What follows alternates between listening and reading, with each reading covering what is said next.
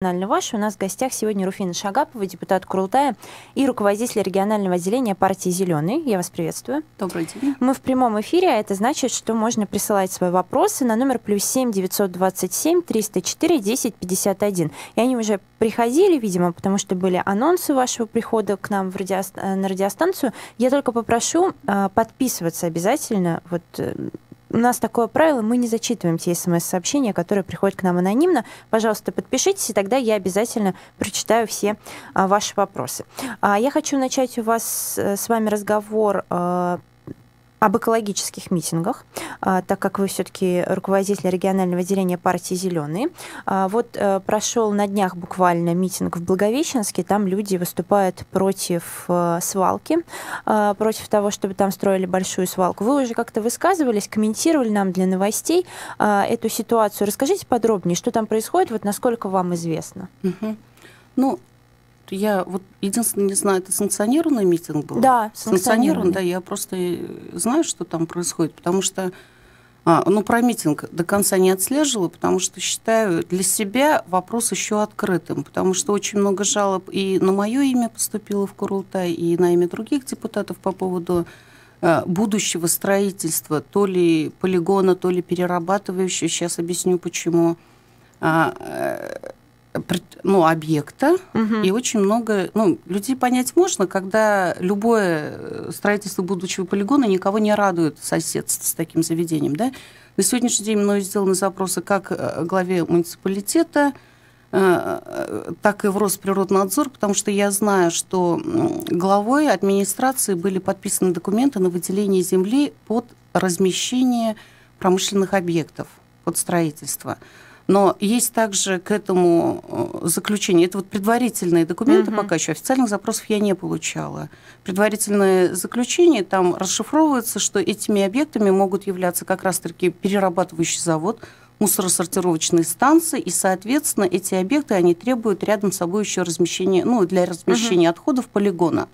Плюс, насколько я знаю сейчас, я тоже запрос сделала, и разъяснений со стороны Росприроднадзора, но они мне пока устно объяснили, что идет работа над экспертизой экологической по данному объекту, опять-таки, и пока предварительно заключение, они ничего не могут сказать, какое это будет заключение. То есть заключение делают не они, и они тоже ждут. То есть после того, как экспертиза пройдет, я подробное заключение со всей информацией получу из Росприроднадзора. Соответственно, в Минэкологии я тоже об этом объекте расспрашивала, они тоже о нем в курсе, но пока таких оценочных суждений нету, все в режиме ожидания, что даст экологическая экспертиза и что в конечном итоге вообще предполагается там. Давайте предположим все варианты развития. Давайте предположим.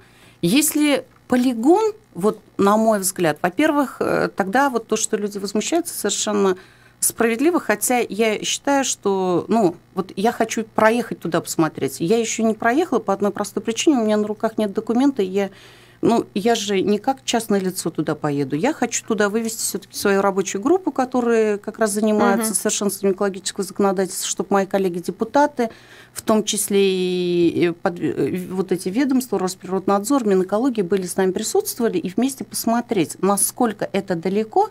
Потому что сейчас же я пытаюсь выслушать все стороны. И та сторона, как раз, которая большей части заинтересована, чтобы там полигон все-таки был, их объяснение достаточно логично тоже звучит, что это бывшие промышленные не леса, там лес, это все-таки речь идет о это промышленные объекты, где уже земли под размещение промышленных объектов. То есть его никто, это не лесфонд, как тоже писали нам в жалобах, что там лес рубится и так далее. То есть тут все документально вроде как все в порядке. Но это предварительно, опять-таки. Мы хотели бы выехать, посмотреть, насколько это мешает, потому что, как вы говорите, два объекта. Если все-таки речь будет о перерабатывающем заводе, я бы очень хотела, чтобы у нас был такой объект, потому что у нас нет ничего серьезного по переработке в республике. А то, что он будет рядом с жилыми домами? Ну, вот это надо посмотреть, потому что пока то, что мне говорят, понимаете, но опять-таки это не просто обе стороны надо выслушать, а надо проехать и посмотреть. Там же, вы поймите, вот когда экологические объекты к строительству или к экспертизе начинают выдвигаться, я уже сейчас очень аккуратно, осторожно стараюсь к ним относиться, пока официальных заключений не получишь, а потом еще сам туда не проедешь, с комиссией не посмотришь, кому-то верить вот в данной ситуации просто нельзя, потому что всегда есть одна сторона, которая заинтересована, и всегда есть конфликт интересов, потому что мы все знаем, что такое полигоны мусорные, мы все знаем, что такое перерабатывающие сортировочные станции, то есть люди все думают, что там, ну, из того, что мы знаем, да, общее, как бы, что там деньги, там криминал, там коррупция и так далее. Поэтому тут, конечно, поспешных выводов делать ни в коем случае нельзя. А если это будет свалка, чего боятся жители? А если это свалка, полигон, ну, это, в принципе, недопустимо, потому что, во-первых, это просто недопустимо, так ведь, ну, куда нам еще несанкционированно, ну, просто свалки даже, пусть он будет санкционирован. А во-вторых, у нас в 2019 году уже вступает в силу закон федеральный, который просто нам запрещает размещать мусор вот в таком формате, в котором мы привыкли его, что просто полигон и размещаем. Что он там будет делать? Запрет будет всех касаться. И смысл вкладывать огромные деньги, вот пробиваться через такие протестные движения для того, чтобы потом мы столкнулись с тем, что по закону мы просто придем, тот же самый, ну не мы уж, а Росприроднадзор тот же придет и закроет, скажет: ребята, вы не имеете права тут размещать мусор. Ну, вот еще очень достаточно как бы логично, я думаю. Главное, прозрачность обеспечить. Хорошо, что вы эту тему поднимаете. Еще про экологические вопросы. Вот Айдар вас спрашивает. Он говорит, я прочитаю, как написано: проводить субботники, выступать в общественной палате в защиту Таратау — это хорошо, но где законотворческая деятельность, где реальная защита шиханов, ведь у вас столько рычагов? Ну, по поводу шиханов, этот вопрос мне он реально поступает очень часто, очень много, и я очень благодарна всем тем, кто неравнодушен к этой проблематике. Очень часто меня даже обвиняют и обижаются, что вот я тому не ответила, этому не ответила. Это не значит, что я не занимаюсь шиханами. Шиханы я вообще, в принципе, ну, во-первых, для всех, кто озадаченных, кто переживает за это, давайте могу так, сказать, вы сегодня видите реальную угрозу шиханам? Ну, реальная угроза, она была и есть, и остается, к сожалению.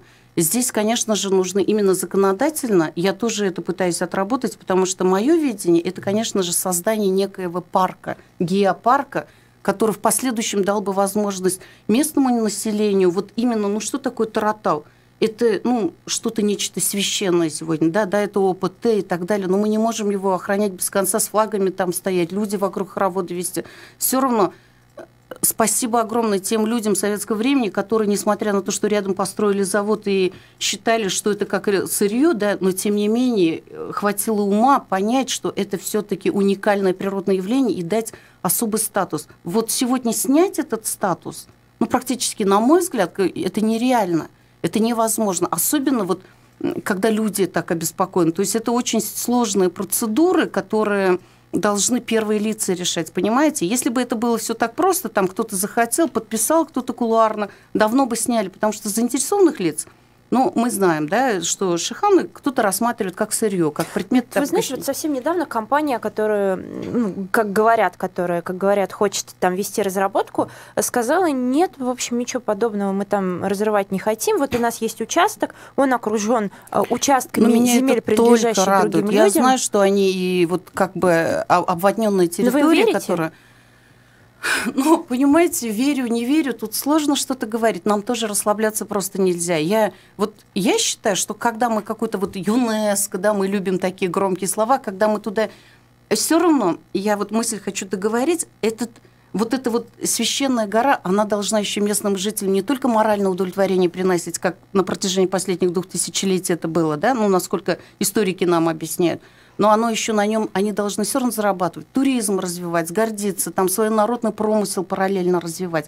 Если мы вот до такого уровня сможем вывести такие места, то тогда шансов на сохранение гораздо больше. Ну, нас с вами не будет, но предмет останется, понимаете, спора, потому что это деньги, а деньги для людей всегда они. Вот, вы говорите про деньги. То есть зарабатывать с помощью промышленности на этой горе, это для вас совершенно недопустимо? Недопустимо, потому что 300 миллионов стоят эти горы, я все-таки рассматриваю вариант, сохраняя, развивать эту территорию и народный быт, творчество развивать. И еще эти люди, чтобы могли тоже процветать. Ну, сейчас мы, в принципе, как бы, понятно, я же не говорю о том, что промышленность загубить на этом. Промышленность все равно не стоит на месте. Они вот эту обводненную территорию шахтаускую, карьер, они технику новую приобрели, у них там шагающие экскаваторы. То есть они все равно приспособились и копают, у них есть там запасы. Но насколько их хватит, и не захотят ли потом все равно опять свой взор обратить на Шихана, это тоже вопрос. Верить, не верить, этого тут мало. Еще вопрос. Тут вам Индира пишет. Я родом из Белорецкого района, знаю проблемы изнутри. Близлежащий к населенным пунктам лес вырубается лесопромышленниками, а местным жителям для строительства бытовых нужд выделяется за 300-40 километров. Что думаете? Я абсолютно с ней согласна. Это на самом деле проблема такая очень серьезная, которая сейчас стоит. Я ее знаю не понаслышке, я видела эти леса, я постоянно там и на экспедициях, и на туристических походах своих, к сожалению, это все вижу. И вопрос этот неоднократно поднимался. Но сейчас я уже убедилась наших коллег, рабочую группу, с которой мы, ну вот так уж получилось, что вывозили по одной причине, именно инфраструктуру рассматривали для развития внутреннего туризма, но мы там столкнулись совершенно с другими проблемами. Это и безопасность туризма нашего, в каких условиях туризм сейчас развивается внутренне, это полное отсутствие дорог. Кстати, это не только чрезвычайное происшествие, которое произошло на Зачатках. Потому что от частного к общему. Вот именно на Терляне, но ведь место не только там. На Еремеле такая же ситуация. Именно вот этими лесовозами большими, которые в промышленных масштабах вырубают наши деревья и вывозят, разбиты эти дороги. Что Терлян, что Еремель. Да много таких можно перечислять уникальных объектов, куда туристы не с Башкирии только, а со всей России паломничество целое, и они видят вот такие картины. Я понимаю, тут могут сказать, что кого-то привлекает дикий туризм, кого-то экстремальный туризм, но большинство населения все равно не имеет возможности просто проехать и посмотреть на них из-за элементарного отсутствия вот этих вот условий. И я специально после возвращения уже из Терляна истребовала уже по конкретному маршруту договора, потому что по закону, насколько я понимаю, в любом случае любая лесопромышленная компания, которая ведет вот такую рубку в промышленных масштабах, она должна прописывать, что дороги в соответствующем образом должна содержать, на себя это содержание дорог брать. И, конечно же, лесовосстановительная работа. Вот, к сожалению, это я уже, это постоянно где-то и жалоб очень много. Это вот проблема на сегодняшний день, мне даже кажется, вот одной из приоритетных надо поднимать, и мы ее уже поднимаем и уже продумываем, на каком уровне, как это вообще. Потому что не сказать, что закон несовершенен, он есть. И в Лесном кодексе были последние года изменения. Но вот вопрос исполнения вот этого, понимаете, все прописано.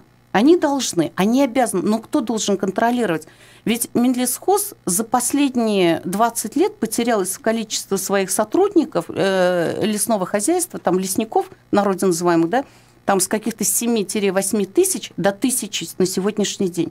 Получается, мы сталкиваемся с тем, что у леса нет хозяина. Кто контролирует? Один лесник, такие огромные территории, будет контролировать, бегать, пока в одном конце другая, там и черная рубка, там и промышленная рубка, там все что угодно. Но вопрос еще другой. Ребята, кто-то должен лесовосстановительными работами заниматься, и кто-то это должен принимать.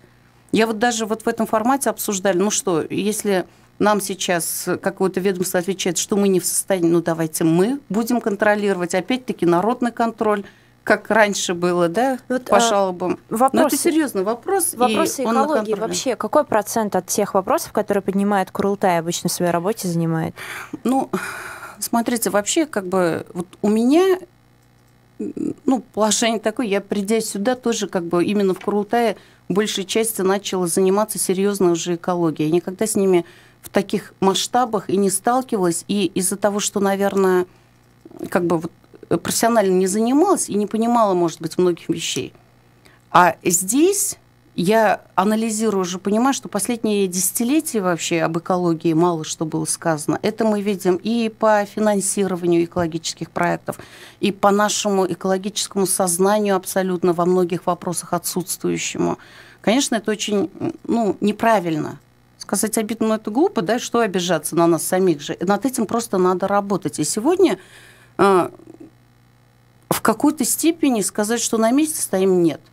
Пытаемся, и экологические вопросы, они сегодня и в политическую повестку очень часто выходят. Ну, вот смотрите, именно экологическая тематика. Один из таких вопросов... Хотелось бы больше, конечно. В конце сентября «Коммерсант» сообщал о том, что в республике могут запретить движение транспорта на территории, где превышен уровень загрязнения воздуха автомобильными выхлопами. А вот якобы такой проект вынесен на общественное обсуждение, разработало его Министерство экологии и природопользования. Вам что-то известно об этой инициативе? И вот как это все будет реализовываться? Представляете ли себе? Ну, честно сказать, не представляю реализацию, потому что там речь велась и о платном заезде, так ведь? Это же вот этот законопроект, что обсуждалось бурно. Это вот другое. Вот другое, платный да? въезд — это уже другое. Насколько я поняла из той инициативы, предлагается вот в тех местах, где есть пятикратное превышение ПДК, вообще на время, пока там не будет восстановлено все, закрывать въезд. Ну, то есть пускать, например, только машины местных жителей и машины скорой помощи и пожарной части,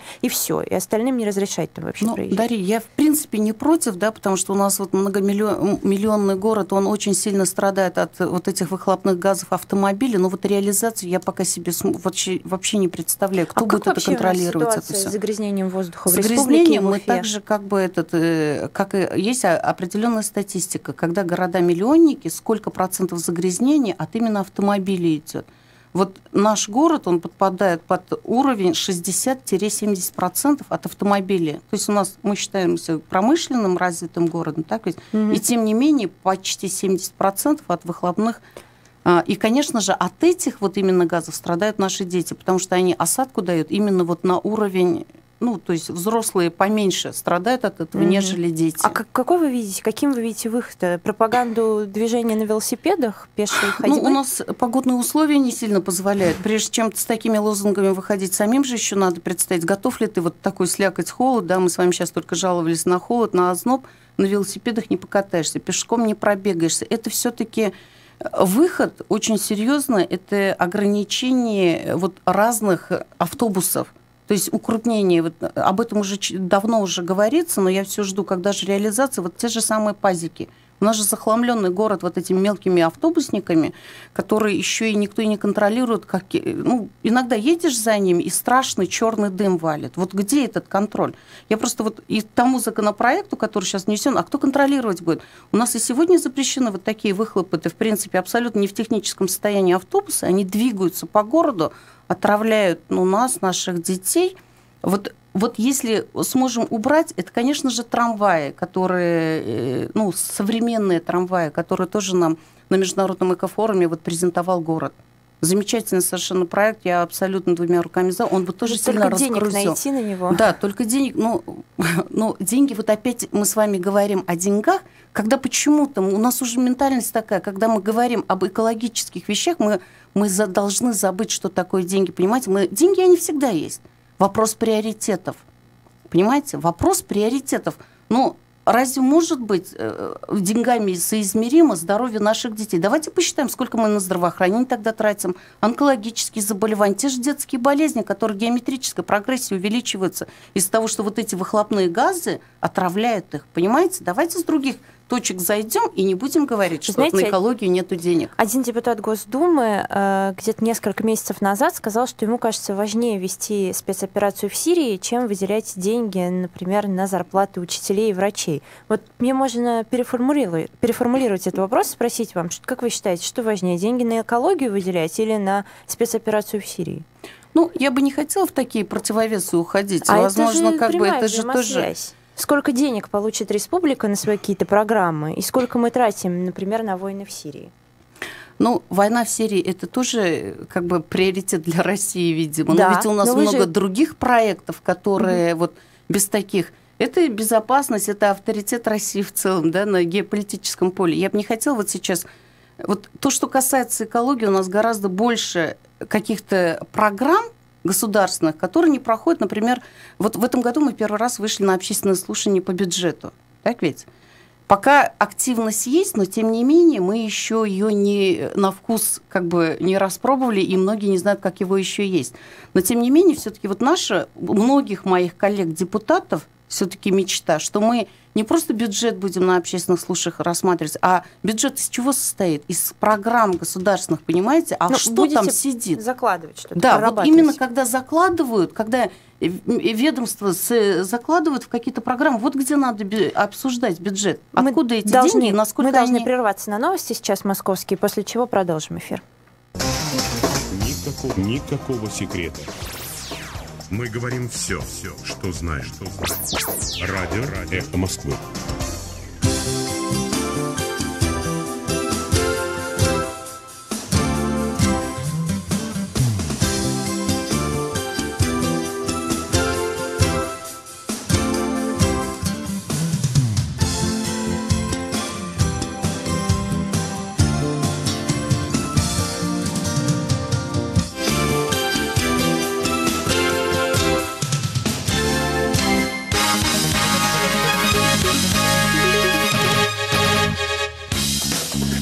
.30 в столице. Краткие новости на Эхе. В студии Оксана Пашина. Здравствуйте. Суд арестовал до 23 декабря Бориса Грица, обвиняемого в покушении на журналиста «Эхо Москвы» Татьяну Фельгенгауэр. Ходатайство следствия было удовлетворено, заявил судья Пресненского суда столицы Евгений Найденов. Ранее сообщалось, что обвиняемый частично признал вину.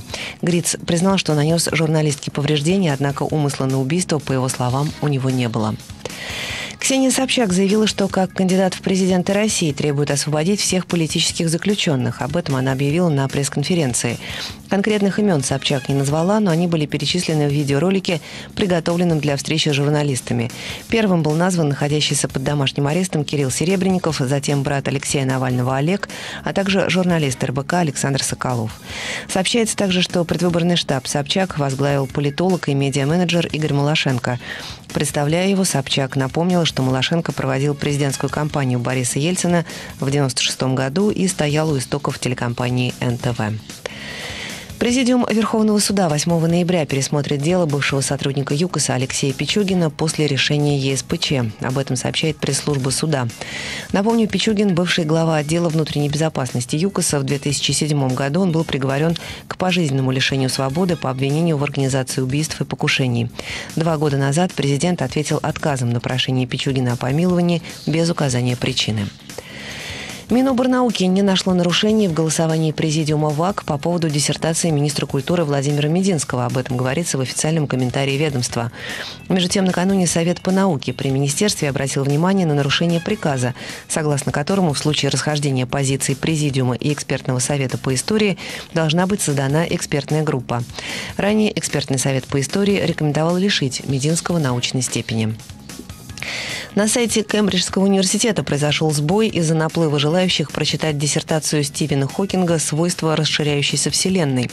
Работа, написанная Хокингом в 24 года, была впервые выложена в открытый доступ в ночь на 23 октября.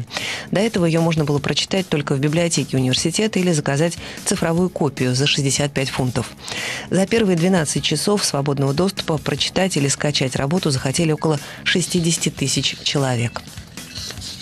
Церемония зажжения огня Олимпийских игр 2018 года состоялась в Греции на развалинах храма богини Геры в Олимпии. Эстафета Олимпийского огня до 31 октября пройдет по территории Греции, а 1 ноября продолжится в Корее. Олимпийские игры пройдут в южнокорейском Пхенчхане с 9 по 25 февраля. Этой ночью в Москве от 1 до 4 градусов ниже нуля, завтра днем 0+2, переменная облачность, небольшой снег. Оксана Пашина, служба информации, Эхо Москвы. Реклама. Мечтаете о своем бизнесе с гарантированными клиентами? Тогда откройте свой фитнес в новом умном доме. Строительная компания «Стройфедерация» завершает строительство умного дома и приглашает партнеров для запуска фитнес-клуба с бассейном. 10 тысяч жителей в радиусе 500 метров. Гарантированная посещаемость. Помещения с бассейном уже построены. Заходи и работай. Звоните за подробностями в офис продаж. 280-10. 280-10. Телефон рекламной службы «Эхо Москвы» в Уфе. 216-35-99. Будет реклама, будет и эхо. На то мы и партнеры. «Эхо Москвы» в Уфе и ProUFU.ru представляет рубрику «Говорим по-башкирски». Вдвое. Ике тапкыр. Вдвое увеличить. Ике тапкырга арттыру. Вдвое увеличить. Ике тапкырга арттыру. Власти Башкирии планируют вдвое увеличить продажу алкоголя. Башкортостан хөкүмәте исерткес исемлектәр һатуды 2 тапкырга арттырырга планлаштыра. Власти Башкирии планируют вдвое увеличить продажу алкоголя. Башкортостан хөкүмәте исерткес исемлектәр һатуды 2 тапкырга арттырырга планлаштыра. Эхо Москвы в Уфе и проуфу.ру представляет рубрику «Говорим по-башкирски».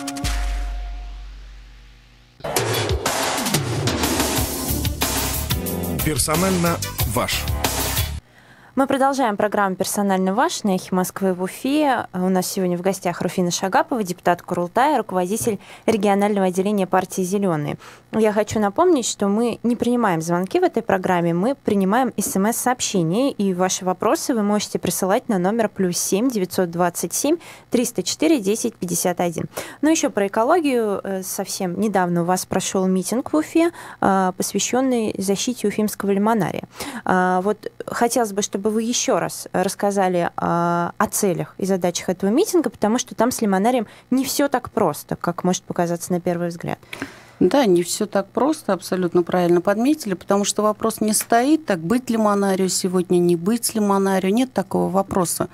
Вопрос гораздо глубже, и он, в принципе, не в этом году и не в прошлом начался, эта проблема наступления мегаполиса на лимонаре, да, но надо отметить сразу, что вот уникальность лимонария – это экзотические деревья, которые были посажены на грунт, и вот в таком промышленном масштабе сегодня они там собирают лимоны, вывели собственные сорта, там 5 или 6 сортов, которых больше, ни у кого нету, они вывели, это наши башкирские лимоны, причем достаточно такие ароматные, огромные.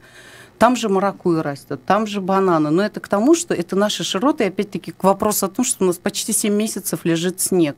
И все это время там цветущий оазис, ученые за 27 лет добились вот таких вот колоссальных результатов, и сегодня уже могут гордиться там на мировых аренах как бы ученых своими достижениями и результатами. Но при всем при этом как бы все это время продолжалось вот это вот как лакомый кусочек для строительства земли, лимонарий, территория, место популярное, и там шла застройка. Сейчас это, конечно, на самом деле очень неприятная картина, потому что если территория лимонария раньше это загородная территория все-таки считалась, где вот для этих теплиц, это же в тепличных условиях. Это уже давно не загородная территория. Да, это давно уже не загородная территория. То есть я поэтому и говорю, проблема-то она давно уже началась, но сейчас она именно уже наступает настолько плотно. Во-первых, кто был там в лимонарии, он может себе, уже как бы явно увидеть, как со всех прямо вдоль забора лимонарии стоят дома.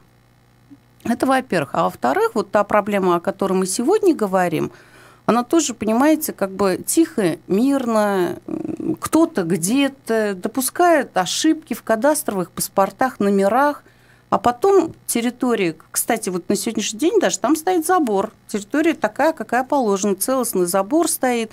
Там растут краснокнижные деревья на этой территории, спорной территории. Пусть она небольшая, она там сейчас, не буду, 0,3 гектара, скажем, где-то, по-моему, такая территория. Но ведь и территория самого лимонария небольшая, она около 4 гектаров всего лишь. Но вот по-вашему, что сегодня должен сделать застройщик, у которого, видимо, есть разрешение на строительство там объектов? У застройщика есть, просто я вам больше скажу, у застройщика есть все. У него есть правоустанавливающие документы на эту землю. Он, мало того, его уже перепродал другому предприятию, который и проект есть.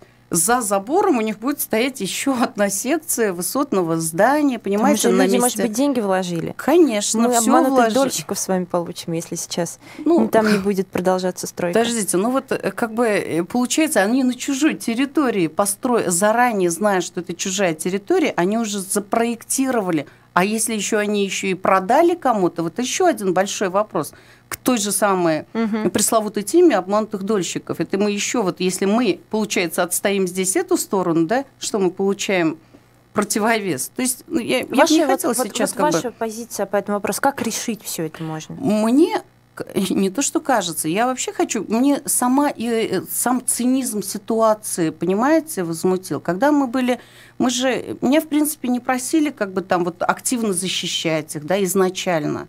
Но когда вот один раз они обнаружили, ведь как все начиналось? Они, понимая, что город все-таки наступает, что спастись им не удастся, когда рядом уже с теплицами построили высотное здание, и уже оттуда были случаи, когда им теплицу разбивали, сверху бутылки кидали, понимаете? Но люди же рядом живут, им, наверное, интересно, разобьется стекло, не разобьется, то есть уже вплоть до этого пошло. Бытовые отношения, выживание теплицы и людей уже пошло, которым проданы квартиры. Они обратились о присвоении, об этом я уже говорила, о присвоении статуса особо охранного. МПР республики, конечно же, поддержал. Отправил документы в МПР России, Россия тоже поддержала. То есть то, что уникально Лимонария, в этом сомнений нет. Когда документы возвращаются, они сталкиваются с такой проблемой, что часть территории им, оказывается, не принадлежит. На самом деле они в территории не потеряли, они очень удобно, неудобно, очень как-то грамотно, получается, ошиблись в одной стороне, залезли на их территорию, а с другой стороны им добавили, понимаете, за забором, дорогу там им добавили. То есть границы нарушены, а площадь не нарушена. Те же самые 3,9 гектаров. И сейчас они требуют, вот цинизм в чем? Они утверждают, что они сами заинтересованы в сохранении Лимонария. Но я еще раз говорю, Лимонарий, конечно, завтра не исчезнет, если они даже завтра вырубят эти краснокнижные деревья, поставят высотку.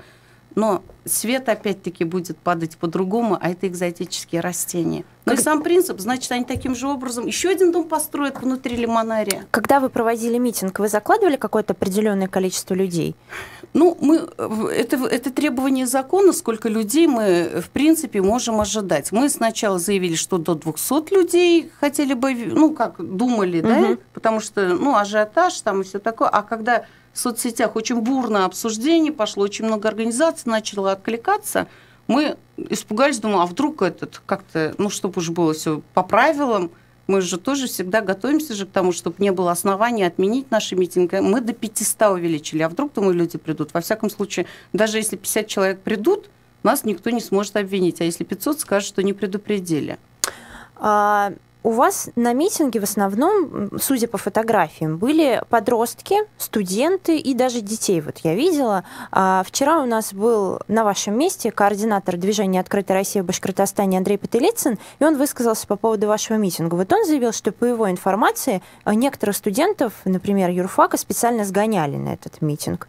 Что вы можете на это ответить? Я бы сплетни не хотела комментировать. Это не соответствует действительности? Конечно, нет. Я не буду сплетни комментировать, потому что мы на самом деле очень активную работу провели. И я еще раз говорю, что мы настолько была сама приятно удивлена, столько наших партнерских и организаций, просто молодежи, с которыми мы, в принципе, уже не раз сталкивались даже на таких площадках.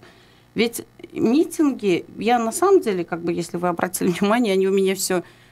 Я их стараюсь как-то совершенствовать для себя, во всяком случае, под свой позитивный формат. Мы этот митинг, вообще там люди обратились,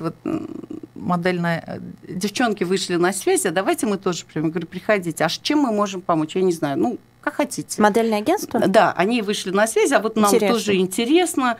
Я говорю, я тоже задумался, а чем модельное? Одно дело, когда экологические направления всякие там, они кто-то квест предлагает, кто-то там какой-то проект дипломный разработать в последующем, разные там, это же все-таки у нас мы постоянно зеленая территория. Самые разнообразные люди были Самые у вас. Разнообразные люди, из Максимовки приехали там, вы говорите, молодежь, они, может, на фотографиях больше всего а вот очень много таких взрослых людей было. Сейчас идет такая риторика в России. Активные люди, которые я приехали. Поняла, что это активные люди. Просто сейчас в России идет такая риторика после митингов, что участие молодежи в митингах может быть опасным для этой молодежи, особенно там студентов первых курсов, школьников там последних классов, и даже предлагают как-то узаконить участие молодежи, например, ответственность для родителей ввести за участие детей на митингах подростков. Но вы, получается, не поддерживаете эти инициативы? Смотрите, я насчет молодежи уже не раз и не два тоже высказывалась. Вообще,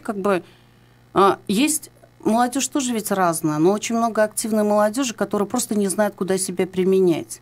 И, возможно, это запрет, а куда они после этого денутся? Мне бы, например, хотелось бы их все-таки в тоже, чтобы они могли свою гражданскую позицию где-то выразить. И там же тоже вопрос идет. Я тоже смотрела вот эти запреты, и под каким они, что именно опасности, именно последствия. Как бы, ну, может быть, какие-то риски тогда уже и на организаторов вешать за последствия, как раз какие происходят с этой молодежью. Вы готовы взять на себя риски? Ну, я, наверное, как готова. Организатор. Как организатор. Потому что я же понимаю, что когда я провожу свои митинги, я все равно стараюсь, чтобы... Ну, вот у меня 4-й митинг был за эту осень только. И я планирую еще... Надеюсь, если мне дадут такую возможность, я еще митинги хочу проводить. В июне вы в эфире нашей радиостанции высказывались по поводу митингов 12 июня, в День России. Их проводила оппозиционная молодежи и как раз, да, об организаторах. Вот я процитирую, разрешите, вот у нас расшифровка на сайте была как раз. Вы говорили, что вы поддерживаете лозунги борьбы с коррупцией, но вот формат вас смущает. Сама подача, когда вовлекается молодежь, с которой вы в принципе согласны, с идеей того, что они выходят туда с теми лозунгами, но вообще вас смущает, вот вы говорите, меня это все смущает и пугает, что выходит молодежь на эти митинги. Вы, получается, поменяли свою позицию? Нет, я не поменяла свою позицию, я ее вот как бы и пытаюсь сейчас сформулировать, что тогда и что ответственность организаторов, акценты переместить. Почему мы, созывая опять-таки на митинги ту же самую молодежь, перекладываем на эту молодежь ответственность? Потому что они взрослые люди. Ну, а под какими... Понимаете, сейчас вот опять-таки делить молодежь, да. Одна задача расшевелить та, которая аполитична очень и просто равнодушна ко всему, да, с одной стороны. А с другой стороны, наоборот, очень активная, которая тоже ищет себе применение. И в том и в другом случае, мне кажется, вот если правильные, опять-таки, организованные вещи, можно было бы и молодежь какими-то правильно вот это все преподносить. А какие вы имеете в виду вещи правильные? Я, во всяком случае, у себя имею в виду правильные вещи. У нас, понимаете, у нас экологические уроки, у нас просветительская деятельность, у нас, на опять-таки, митинги в защиту экологии выходить нормально, на митинги против коррупции выходить ненормально? Нет, против коррупции. Я, кстати, тоже очень даже против коррупции. Но очень на митинги, то, что молодежь выходит на митинги и подростки вопрос против коррупции, вас не смущает? Организаторов. Ну, смотрите, у них же несанкционированные митинги. Я же прекрасно понимаю, о чем вы говорите. Там закончилось тем, что очень много молодежи было... Нет, послушайте, те, молодежи в Уфе были санкционированные.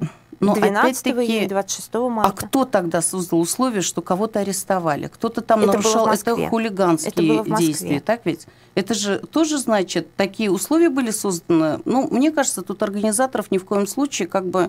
Приоритет ответственности все равно должен лежать на организаторах. Ну, они получили по заслугам, там, если это можно так назвать. Я их вот наказали. На себя тоже готова брать эти. И если уж они приходят, если они верят мне, то почему я должна от ответственности уходить? Тоже высказывался по поводу участия детей и подростков в протестных митингах. Если в Курултае поднимут вопрос о том, чтобы запретить детям участвовать, подросткам до 18 лет участвовать в оппозиционных митингах, вы поддержите скорее? Я скорее нет. Скорее нет. Скорее нет. Потому что для меня это вот активная молодежь, и это очень ценно. Еще по поводу митингов. Вас координатор штаба Навального в Уфе, о чьих митингах мы сейчас с вами говорили, в общем, можно сказать, обвинила со своей страницы в Фейсбуке в том, что вы в течение всей осени подавали разные заявки на проведение митингов. Митинги проводили там часа два только, хотя было в заявке указано там с 8 утра до 10 вечера, и из-за вас другие организации не могли провести собственные митинги, вот например, вы знаете, дольщики. вот тут уж я точно ничего не могу сказать. Мы в таких же, в правовом поле в таком же действовали, также подавали заявки.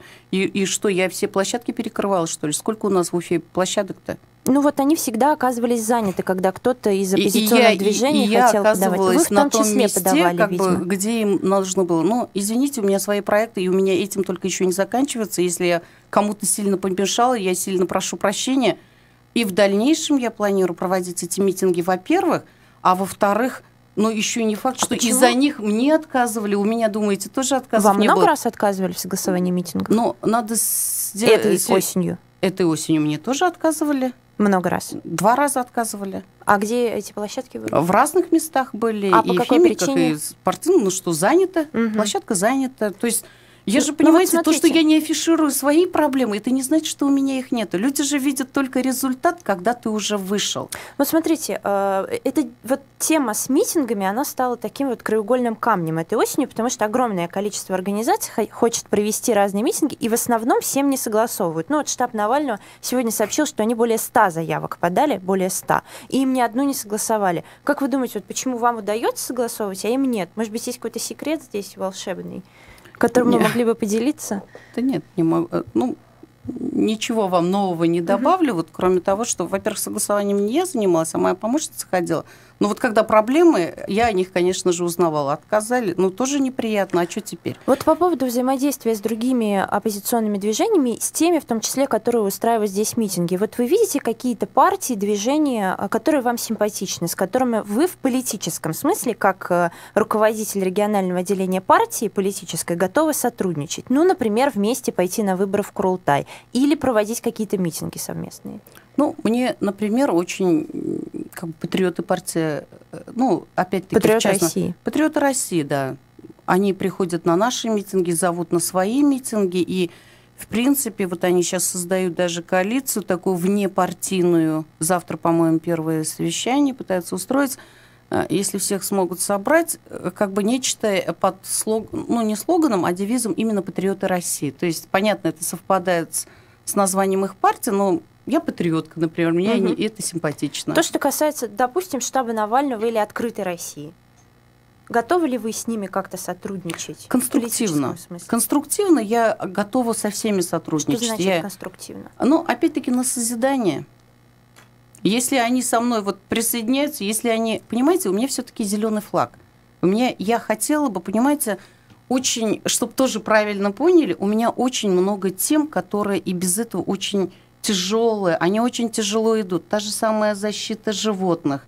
Как бы, я не буду, передачи не хватит до слез всех довести, насколько это сложная проблема сегодня. Та же самая проблема леса, мусора, полигонов и так далее. Меня вот на эти проекты, дай бог, чтобы хватило. Я с ними хожу, и если я где-то вижу, что кто-то просит моей помощи, политическая партия, именно в рамках моих проектов помочь что-то сделать, я с удовольствием присоединюсь. Но это вот про день сегодняшний. А если мы скажем про год 18-й, когда будут выборы в Курултай, и будет много разных, наверное, партий и движений, ну, хотелось бы, чтобы так было, которые будут пытаться пройти в Курултай. Вам не кажется, что, объединившись, оппозиция смогла бы добиться лучших результатов? Вы не готовы здесь с кем-то объединяться? Не знаю, с коммунистами, например, или, не знаю, со «Справедливой Россией»?